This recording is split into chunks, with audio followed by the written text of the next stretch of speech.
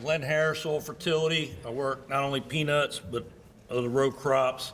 And it's also good to be here on the program today. I appreciate the invite. Always an honor to be on the program with Bob and Scott. I'm not really good at looking back.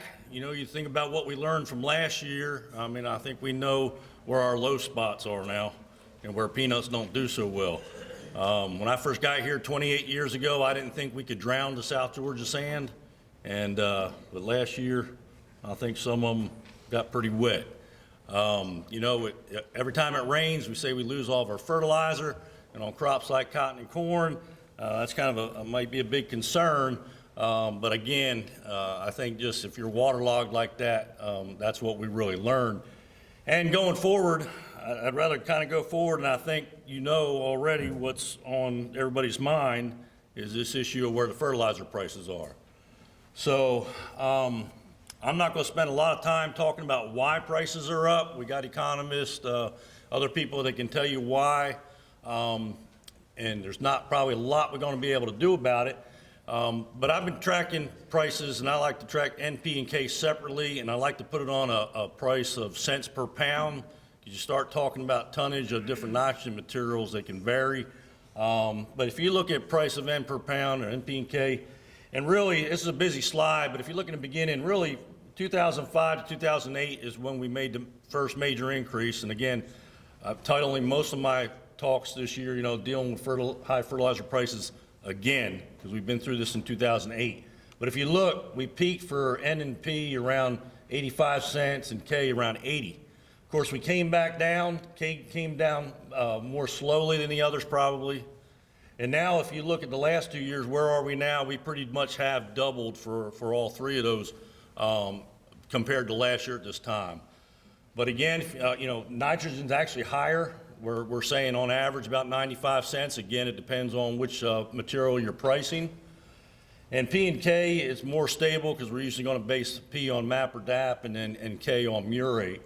But you know, I guess if you're looking for some good news, the last I checked, they weren't quite as high as even we were in 2008. So just keep that all in mind. Of course, the other big question is, right, everybody wants to know is when are they going to go down? It's a good question. Dr. Mumford has a lot more confidence in Bob's and I predicting abilities, I think, than we do. Everybody I talked to, we had a big plant food meeting here last week in this room. It looks like prices are going to remain the same for a while, probably through the summer possibly. The good news is I haven't heard anybody talk about them going up anymore. So again, you got to look for the silver linings, if you will, to steal Bob's phrase. But you know, again, what are you going to be able to do about it? And that's what I'm here today, is to help you and think about what we need to do and to deal with it. Again, you put it in perspective, and I know Bob and Dr. Mumford also alluded to this. You know, if you put things in perspective, if you look at the NP and K needs for our 4 major row crops, if you have a medium testing P and K soil, and the P and K numbers here will change if you're low or high, but for medium, of course, corn's going to take the most. I think we all know that. Cotton's about half as much of corn, roughly. Soybeans still need some P and definitely some potassium. And then you look at peanuts, and they fix nitrogen, good scavengers of P and K. It looks like a total free ride, right? But we know it's not. We're going to need to take care of some calcium needs, most likely. We still got micronutrients like boron and maybe some manganese. And with all the crops, we can't forget to talk about pH and liming. So just keep that in mind. But you can see why we're a little worried about peanut acres are going to go up. And again, to learn what we're going to do, we have learned from peanut after peanut that even things like P and K, which we don't normally have to worry about, we need to pay attention to. And again, we're lucky we got soil testing to help us. So again, like Bob said, I don't think there are any silver bullets. I don't know if there's anything new earth-shattering you're going to learn, but think about the basic things that we really need to do on peanuts, and if you want to talk about other crops, we can talk about it at other meetings or whatever. Quickly, nitrogen, I mean, You know, our official recommendation is if you've had peanuts in that field the last 3 years, you don't need to inoculate, but things happen. Inoculant, as far as I know, is not skyrocketed in price. It's cheap, and all the money you're gonna save about not having to put nitrogen on peanut. But you know, with no inoculant, or inoculant problems, you know, you can even get it to nodulate, but then have a fixation problem if your pH isn't right. And of course, a lot of times when we see nitrogen deficiency, it's because, again, they're waterlogged. And there's nothing to cure that except till it dries out, okay? So now, for example, if you do have a confirmed nitrogen problem, no nodules or not good nodulation, we will recommend putting out some nitrogen. But it's fairly rare, and it's one you want to avoid, again, when nitrogen prices are where they are right now. P and K, again, we have those levels. People ask me all the time. You can see our levels are actually different than the other crops because they're such good scavengers. You can get, you know, you got to get as low as a soil test of 15 on P or a 30 on K before we say you're really low.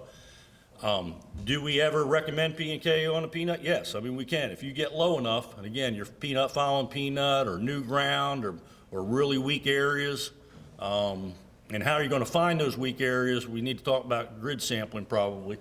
But you know, pay attention to that. And I think for a long time we talked about how good scavengers they are. People said, oh, you'll never recommend P and K on peanut. No, it happens, and it's happened more in the recent past because of things like peanut following peanut, et cetera. That's what potassium, I didn't focus on the right leaf, but that potassium deficiency is rare, but it will occur as a yellowing around the edges of the leaves like it does on most plants.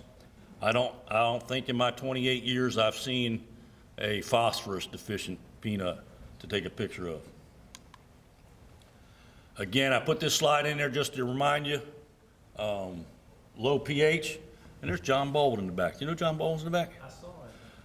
I meant to start my talk when we were talking about the rainfall and all that. We were just talking about you because we used to say, if it don't rain, it doesn't matter. But what do you do if it rains too much? You never told us that. If it does rain, it does matter. It does matter. All right, good deal. All right. Sorry about that. pH. You probably heard me tell this story. You know, they thought it was seedling disease. They thought it was herbicide carryover. This is just what low pH will do to a peanut. Luckily, we don't see it that much, but it does happen. And you got zinc and aluminum toxicity. I got a call from Frank McGill, God rest his soul now, but when he was live years ago, he called me and said, how did you know? I think I called it aluminum toxicity. And he said, how do you know it's not zinc toxicity? I said, I'm not sure it mattered. It was a dead peanut, you know. And the tissue sample said both, so that was a great point he had. But we know where to keep your pH. We know why it's important. So soil testing, grid sampling, variable rate lime can really go a long way. All right, what I want to spend most of my time on then is talking about what you could argue is the most important fertilizer nutrient on peanut, and that's calcium.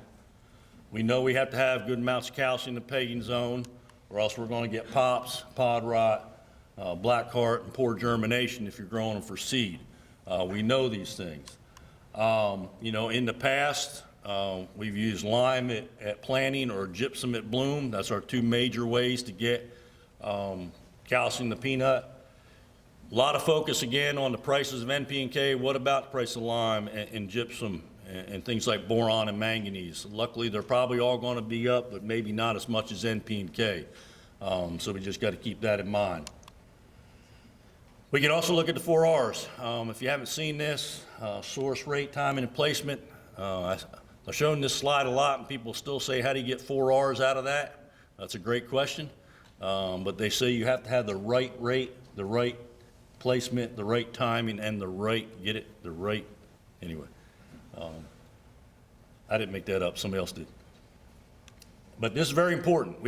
I think we have a tendency to focus just on rate, tell me how much I need, but it can really matter, and especially on calcium on a peanut, you know, timing, gypsum versus lime, for example.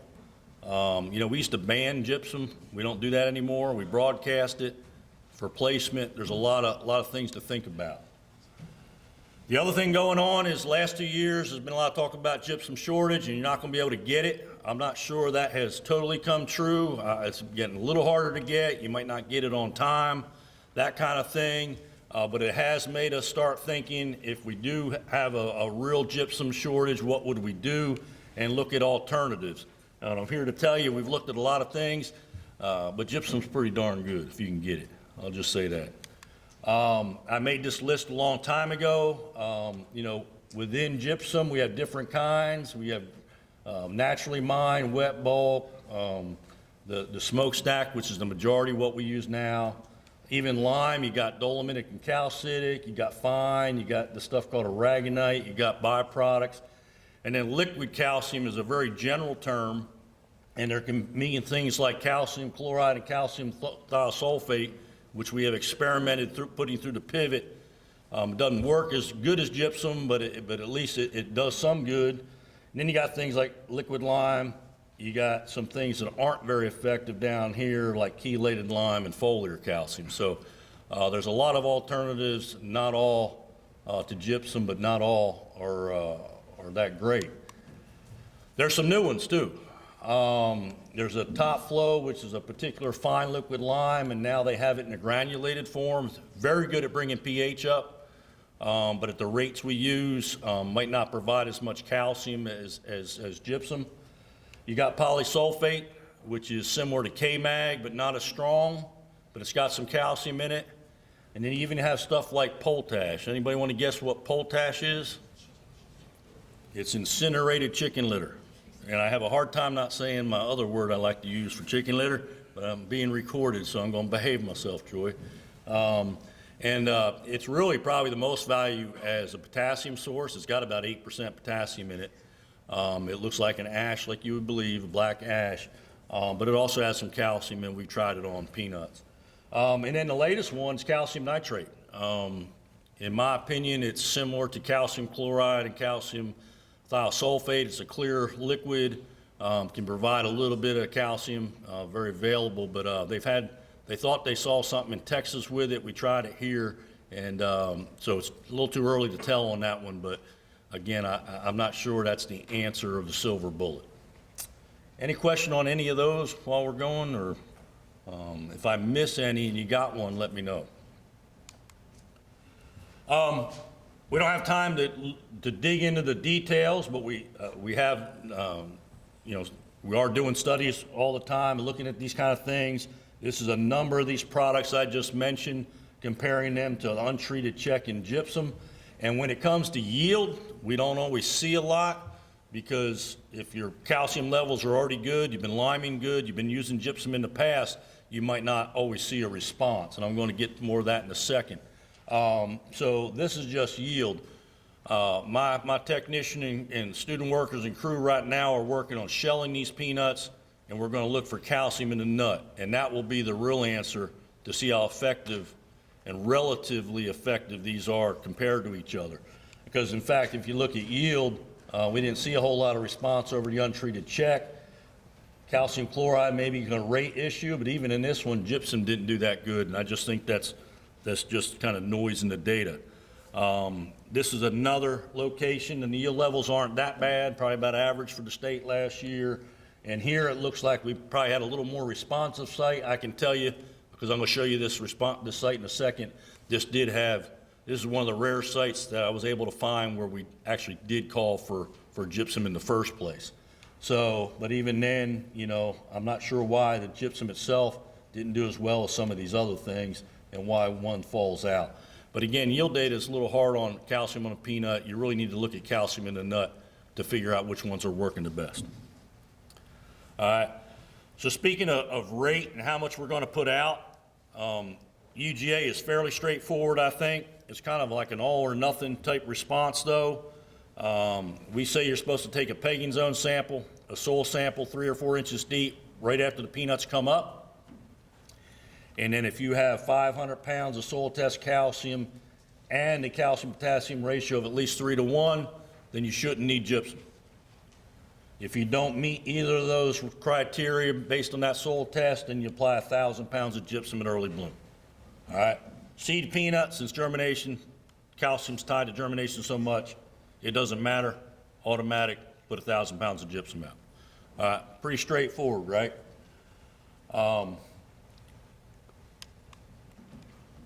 Why do we want you to take that soil sample after the peanuts come up?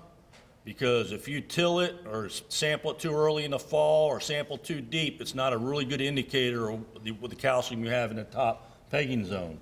Why don't a lot of growers do that? It's a busy time of year, and it's easier just to base it on their fall 6-inch sample. We know that. What are some of the problems with that? Again, sampling depth, calcium can leach out, and if you turn the land, you can turn up land that's got who knows what in it if you didn't sample down there. All right.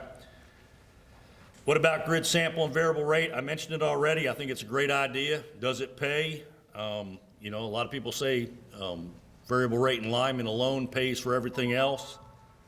And why do we do the all or nothing? You know, other things we measure low, medium, and high and have different rates, like P and K. We'll have different rates. Why don't we do that? Does it have to do with, you know, spreader trucks can't handle lower rates or whatever?